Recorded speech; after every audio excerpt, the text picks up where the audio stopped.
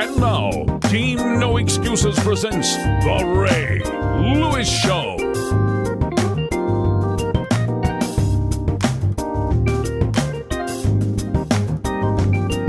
Man. Listen, it does not get any better. Good morning, wherever you are. Good afternoon, good night, wherever you may be. I tell you what, it's always good to be here with my co-host, one of the masterminds behind sports science, the legendary John Brinkins. What is going on, JB? What is going on?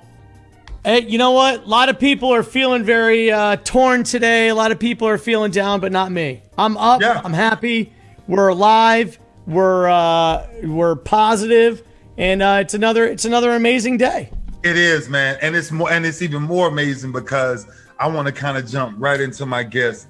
This is somebody that we went to the same college, University of Miami, and and I'm telling you, if I could have got a chance to play behind this guy, it would have been a special thing. But it's really good seeing him in Baltimore. I want to welcome to the Ray Lewis Show my special guest, the big man himself, Calais Campbell from the U, baby. What's up, Big Daddy?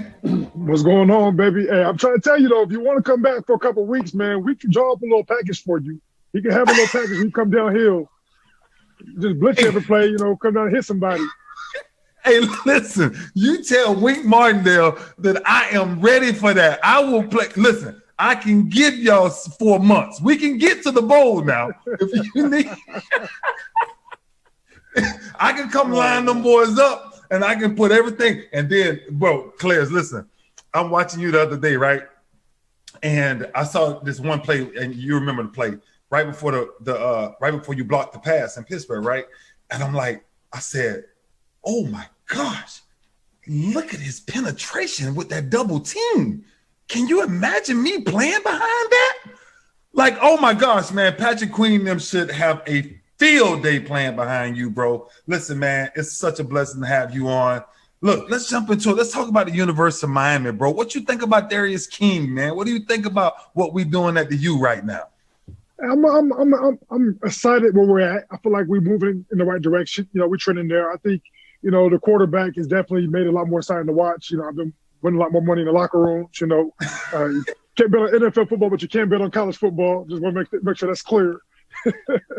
But I'm happy my guys are out there just competing, man. I think Manny Diaz is a good coach too. So I'm excited where we at right now. Bro, I am too, Class. I'm telling you, brother. And I'm really excited because we actually get a second chance, possibly at Clemson in the championship game. And I think, I think we just got to handle our business and get what we need to get. But I think we got some good stuff coming up, later on in the year. So I'm excited about you, man. I'm excited about Ed Reed being around the crew and on all the guys coming back, man. I think it's just bringing us together. Bro, we dropped the big one Sunday. God darn it. And this is in your head because you haven't been in this rivalry, right? I've been in this rivalry so many times in Pittsburgh. And, brother, I'm telling you, it always comes down to 1, 2 turnovers, no turnovers, know what it is. What was it like playing in that rivalry? And did you feel the intensity, regardless of who's in the stands? Did you feel the intensity from both sides that we really don't like each other? Almost definitely. It was very evident early on in the week just from the way we practiced. The guys were more locked in than I've seen them. And we've been pretty locked in all year, but it's just a different kind of mentality. Yeah. And then, I mean, honestly, I feel like, you hate to lose that game because we really were physical. We physically dominated that matchup, but, they made the plays to win it, and you got to give them that respect. They're a worthy opponent, but I'm like already in my mind, so I can't wait to play them again. I already know little things I can do different that's going to affect the game a little bit more, man. So I can't wait to get back on the field against them. Bro, I'm just telling you, man, I'm watching the game, and listen, for you guys defensively, to give up less than 250 yards total, right? End of the first half, you guys giving up 64 yards. And listen, that is old school Baltimore football, the way we was raised at UM and everything. And look, we're not going to skip because we know you guys got them on Thanksgiving. But it's good that you're looking forward to that game. But, brother, what about the Colts this week? We got a big matchup this week with these Colts, man. We got a big matchup. How you feeling? How do you feeling?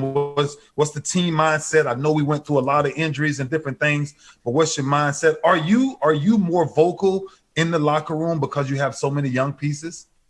Yeah, I try to be.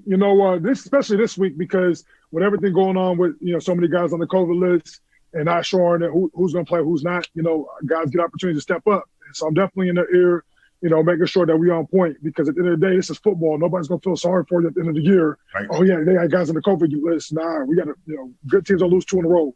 This is a conference game. This game's going to affect the way we go into the playoffs, into the end of the season. So we locked in. This is a great team too. They have great defense.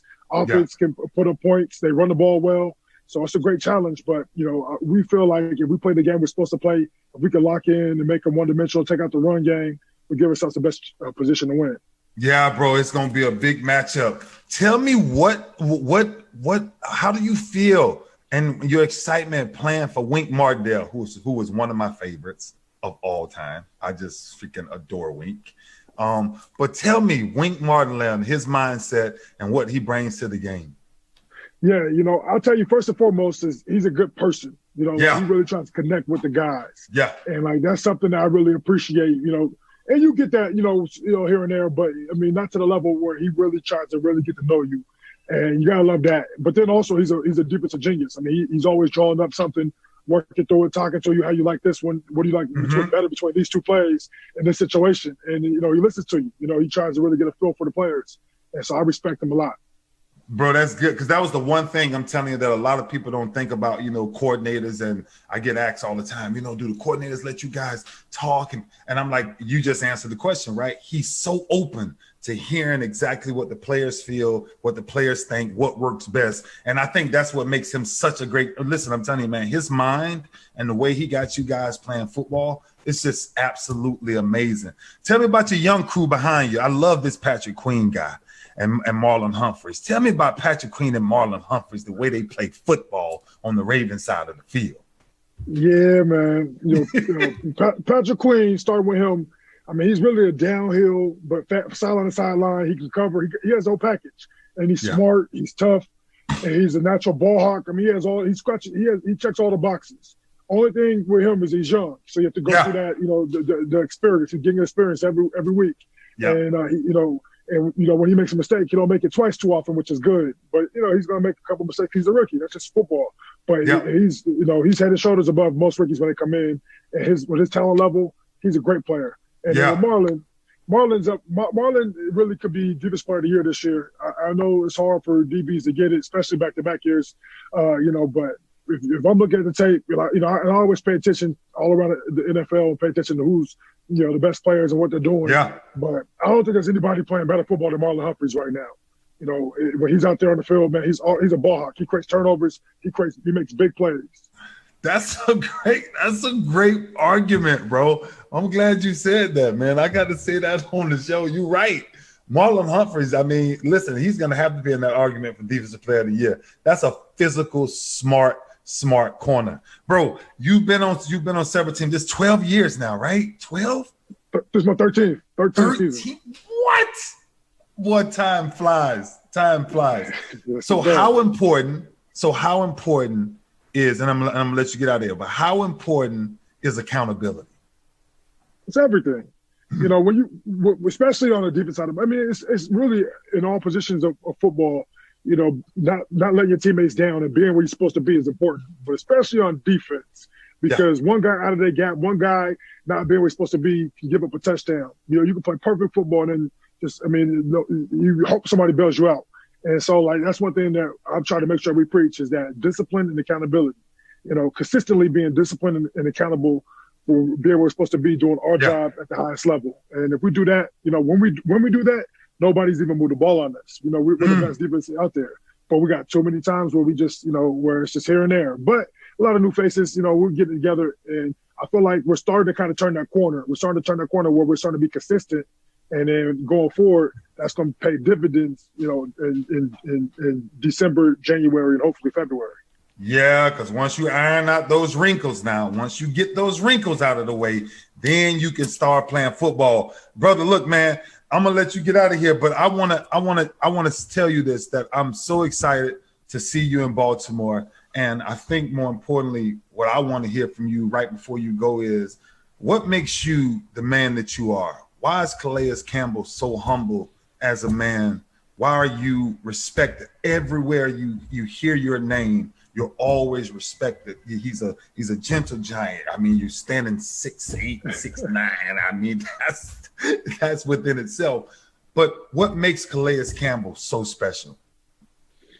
I think, I had great people in my life that, really set a standard on how to do things, the right way, and not cutting corners, not taking the easy route, but, paying respect to the process and really taking it one day at a time, and then really just spreading love, like, treating other people the way you want to be treated. I feel like that's one of the most underappreciated, sayings, but it really is simple. But if you go out there and treat everybody else the way you want to be treated, then, you have no issues. And, I feel like, same thing when it comes to ball too, though. Like when I'm out there, competing and working, I'm gonna work the same way I expect everybody else to work, and so, and that creates a standard of excellence. And so I try to live by that, and it's been good for me so far. So I keep doing it. Gentle giant. Who's the biggest or tallest out of you and Jonathan Ogden? No, I think he got me by like a half an inch, man. Really? Yeah, I think he got me by like a half an inch. So you're well. The papers say one thing, but you're how tall? So I got scoliosis, so it really depends on my adjustment that day. But no, but I'm 6'8". I've been measuring at 6'8.5". So I'm up there a little bit, but I've never played behind a 6'8" nose tackle in my life. If I could have played behind that would have been absolutely special. Hey, brother, listen, man, I know you guys are running. I know it's a lot of issues dealing with COVID, man. Listen, keep those guys focused. Keep those guys accountable. You spoke about it, because this team, and you know me, I'm forever a Raven. But what you guys have, man, I'm watching that game, and I'm watching the games as the season go.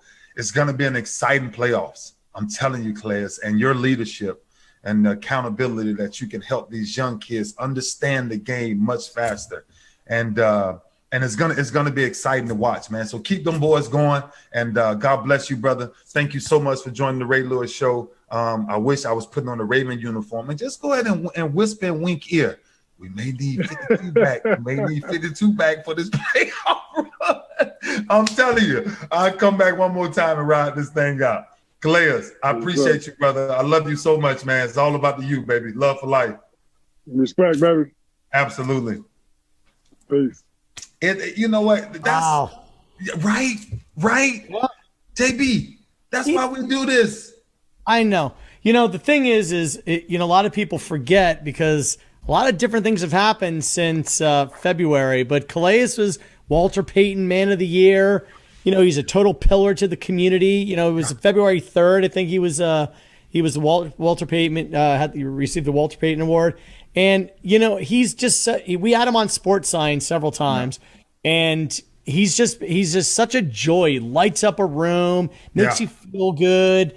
And he's just really sincere. And you're walking around 6'8" as a giant, you can kind of, take different tacks, like try to ignore people, give off that energy, like don't talk to me because everybody's going to notice me. Or you're like a beam of light and sunshine, and that's what Calais is.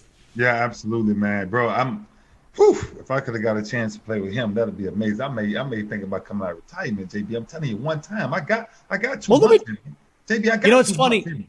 Before we went on the air, I said to you, do you know Art Monk? And you said to me in a little bit of a tone like, dude, you're an idiot. There's no way I played with Art Monk. By the way, Art Monk, who's a class act, just like Calais, just like yourself, he retired in 1995. That was his last season. So he officially retired in 96 when you entered the league. So you almost overlapped. No, almost. He has me in age by a decade. Wow, but you almost played on the same field as him. That's all my point. Man. No, Art Monk was one of my favorites. He was one of my favorites. Bro, checking in, man. I'm telling you, I had a truly incredible week, and I think one of the reasons why I've been just doing, I think, the opposite, right? And this is what I think my challenge is to people. Like, we're in eerie times, right? We're in very confusing times. Mm-hmm. But if you try to pay attention to every report, every news station, every radio, every tweet, every Instagram, if you try to pay attention to that, you're gonna actually lose your mind, right? You really will, right? Totally. But the balance of life is, and I'm telling you, and I keep going back to this, JB, the balance of life for me and how I have been humbled since getting on a bike has changed my perspective on what I let into my mind, right?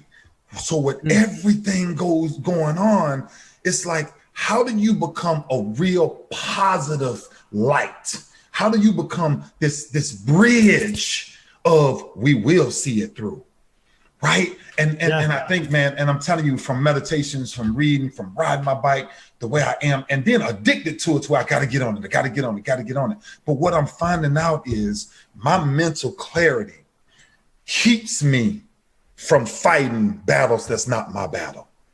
Right. Hey, you know, what's interesting is you mentioned about if you read every article or you know, looked at every post on social media, you do have to say to yourself, pick and choose your battles wisely. I mean, like, are you willing to die on this hill? Are you really you gonna get mad that somebody posted something or some story is angering you? Like, don't let it in your head. Like, they're trying to get in your head. Just like you would stand at the line of scrimmage and get in everybody else's head, you would just say, hey, don't let me in there and I won't bother you. And it was really hard. You got to be able to filter stuff out and stay centered. JB, that is the key. I'm telling you, and this is how you do that, right? The first thought of kind of what it takes me into this place that you're talking about, right? Yep. And that's why I asked Calais about accountability, right? So the thought of the day, right? Accountability unlocks access to a better you. Love that. Listen, why? Because if you're not accountable to yourself, then you will never find the better you. You can think about everybody else is going to bring you happiness, and you can think about all of these other things, and you can live with talent, and you can have the greatest talent in the world. But if your accountability isn't in the right place in your life, you cannot access a better you. The challenge is right? Love it. You always say, Ray, you never know who's watching. But guess who is always watching? You are. You're always watching yourself. JB, listen, that's why I tell people, stop. I told you this before. Stop brushing your teeth with your head down. Stop brushing your teeth so you can see who exactly what your image is, right? But because listen, the door is never closed when you are accountable to small things. There's no door that ever closes, JB. JB, stay with me for a minute, because I'm telling you, I've been meditating on this, and people must understand this. The smallest things ever is what actually creates the greatest movements. The smallest things, because a door may close, but when you are accountable to the small things, Monday on top of Tuesday, Tuesday on top of Monday, Wednesday, Thursday, Friday, and start all over. Man, accountability gives you a sense of not only purpose, but integrity and character. It's aligned with where accountability is. I love that idea, Ray, and what a lot of people don't realize is how important those little things are. Like, for example, if you litter, if you take something and you throw it on the piece of trash on the ground, do you pick it up or not? And if you walk by it, then you're just willing to litter your mind with thoughts. Pick up your trash, and in your mind, throw out your trash. Do the same thing, the little things. And this is why this is so good, because true leadership has one common ingredient: accountability. Yep. Accountability to oneself. Yep. When you are accountable to yourself, you can lead nations. When you are accountable to yourself, JB, people saw my accountability by my work ethic. People saw my accountability by my studying habits. People saw my accountability by the speakings of my tongue. My accountability became my image, right? My image brought out of me my integrity. Yeah. But my character kept it all in place. It's infectious. Infectious. Right? When you are accountable and you are a leader, right? Yes, the sir. idea is, are you as a leader willing to do what you're asking everybody else to do? Lead by example and they will follow. And I'm asking anybody who listening, become the leader. And I guarantee you don't have to force nobody to follow you, but you must be accountable to yourself. Listen, that's why accountability is not only what we do, but it's what we do not do. Right? That's what we got. Boy, that's when you stir up that old pot. That's when you stir up that pot and you don't know what mama putting in there. But she tell you, I don't need everything in here. But I just need the right things in it. And I'm telling you, it's certain things. Accountability is more about what we do not do than what we do. Because that's inaction. Yeah, inaction is an action. That's it. That's JB. It's an action. Touchdown, field goal, whatever you want to call it. Touchdown, not a field goal. Come on. All I'm saying is, it's time to stop, man. You know, my Bible reads this morning, right? And it's so interesting because it spoke about Proverbs 18, 17, 18. One of them speak about the tongue. The power of life and death is in the tongue, right? And then the other one speaks about listening. Yep. Right? Because listen to this. Accountability is the glue that ties the commitment to the result. Listen to me carefully. Don't miss this one. Oh, don't miss one. I need you to bury it in your spirit. Hit me again. Trust me when I tell you this. Accountability is the glue that ties the commitment to the result. See, I love that. Let me tell you why, JB. Every day I got up. Every day I get up. It ain't football. It ain't that I'm the best athlete. But I was accountable to challenging my mentality. Yep. And when I challenge my mental state, the commitment to challenging myself mentally, my results are every day of my life. I never go to bed not being better. I never go to sleep leaving something. Ray, you know what? One of the things that about accountability, and we're talking about, it's the glue that ties the commitment to the result. I've always held myself accountable by, and in my own ways, by praying. I pray and I say to God, give me the strength to be my best. And each time that I kneel down, I say, was I my best? Because He, the good Lord, gave me the opportunity. Did I seize it? Did I grab the opportunity? Yep. 90% of us as human beings will never find our best life until you unlock the selfishness in your own belly. Most selfishness comes from fear, comes from failure, comes from the wrong crowd. And we're going to talk about these things for a very long time, every time we get on this show. Yep. But it's time to start looking for the commitment to the result. Right. Our country is in a place where it's time to be committed to something. Because if you're not committed to something, you'll fall for anything. Absolutely. There's a fantastic clip that's going around.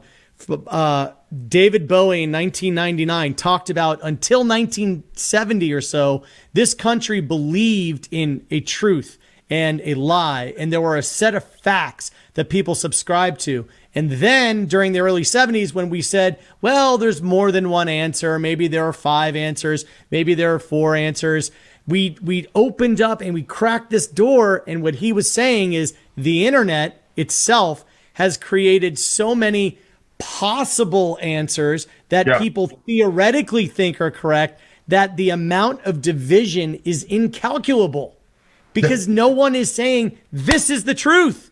We must believe in a truth. We must believe in a truth. right? And there's one thing about our show. We ain't finna get into all of what the world want to get into. Right. We are a solution-based group. That's what we do.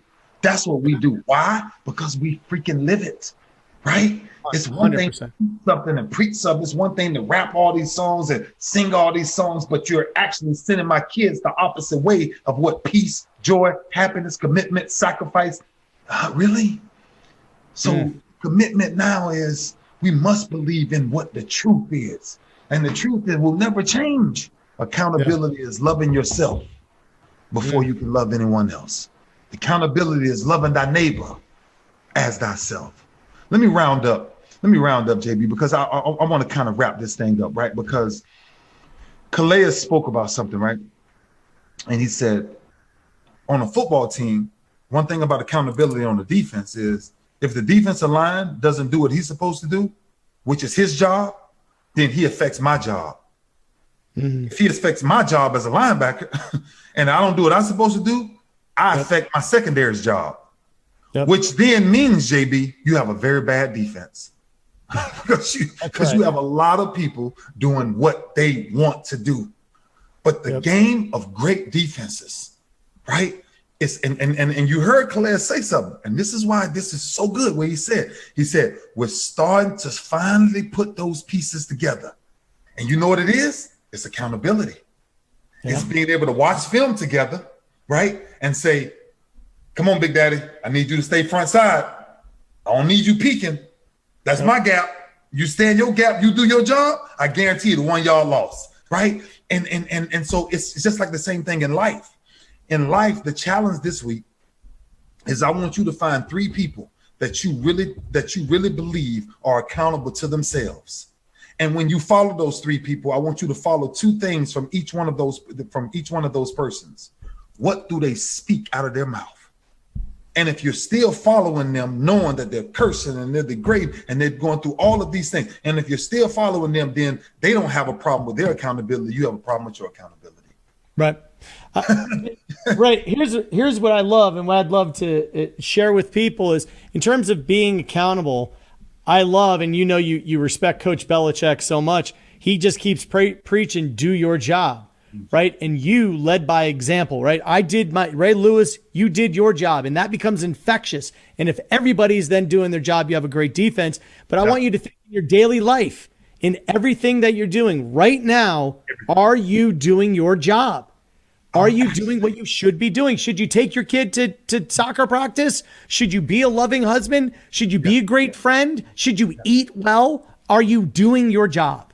Are you doing and some can take a job and think that that's the purpose of their life. There's a difference in that because a job and being in your work is 2 totally different things, right? A job pays you. Being in your work is your purpose, right? And that's what we got to get back to, right? We have to get back to understanding what our purpose is. That's why being away from the game has given me one of the greatest opportunities in the world. And guess what that is? Change, inspire, and give hope every day to broken people. To broken people. Absolutely. Right? I mean, this guy, look, the takeaways, right? I think I mentioned this before. It's heavy on my heart because I want to help this. I want to help this guy. He's homeless, but I told him, I said, in order for me to help you, you must help yourself. And he said, what does that mean? I said, because you're not accountable to yourself. I see you every day. You're doing the same things every day, and you've given up on life. You've told life you win. I'm broke. I'm confused. I don't have nothing, so I'm gonna give up on life. But I told him, the next time we see each other, I want you to write out me a plan for your life that you want to see better. And when you do that, then I will help you. Right. I have the ability to help you right now, but me helping you ain't gonna help you unless you're ready to help yourself. That's right. And I think, man, my heart I just don't like so much division, you know. And so every day, JB, I'm finding a different way to be accountable to myself and helping people and giving people the grit and ingredients of life. That's one thing about Mama. When she started stirring that pot, I used to always say, Mama, what you putting in the pot? And she used to always say, some things you don't need to know. It's just like life. Everybody don't need to know what you got in your pot. Everybody don't need to know what actually makes you tick or what makes that pot taste so good. Right. Because the end ingredient is self-evaluation. That's the end ingredient every day of your life. Get off of, I'm a challenge people with these takeaways. Don't come back and listen to this and stay the same. And don't do it because of me. Don't do it because of nobody that you've heard from. Do it because you're looking for a better you. I love the quote from Gandhi that said, when he said, be the change in the world you want to see. Have that courage. Right? I don't have nothing else to say to nobody. That's why we started No Excuses. That's right. No Excuses says you must be the change. You must be the change in the world. Yeah. And that's what we gonna do. Man, JB, I'm telling you, from the first day me and you worked together, it does not get any better. I mean, we talked about 15, 16 years ago. If people, it's been a long time. History, it's been a very long time. But every day doing this, man, every day, being able to have these conversations with some of the greatest warriors and greatest minds in this world, but being able to give people real solutions in life. We're all in the same fight. We're all in the same fight. And absolutely. And No Excuses, the Ray Lewis Show, and everything we're doing is for one reason. You must find a better you. The time is now. The storm is heavy. The wind is blowing hard. And I ask you this simple question. Why should somebody follow you? Here we go. We're all in the same storm. We're all in the same storm. We're all in the same storm. We're on a boat, and some of us are on a little life raft. We're all in the same storm. All the same storm. Why should somebody follow you? Why should they get behind you? What does your message say? What does your footsteps leave? Oh man, JB, let me tell you something about walking in a giant's place. It's something about walking in a giant's footsteps because you can never retrace them. That's one thing about your history. You can't go backwards. There's no such thing. You can stay stuck in backwards, but you can't go backwards. Yes, sir. Love it. Yes, sir, JB. Love that. I love it, man. Listen, thank you guys for joining us this week. This week has been absolutely amazing. Listen, no weapon formed against you. I wear it around my neck. Isaiah 54:17. God is available. No weapon formed shall prosper. These storms, they will subside by us truly being the example in the midst of a storm.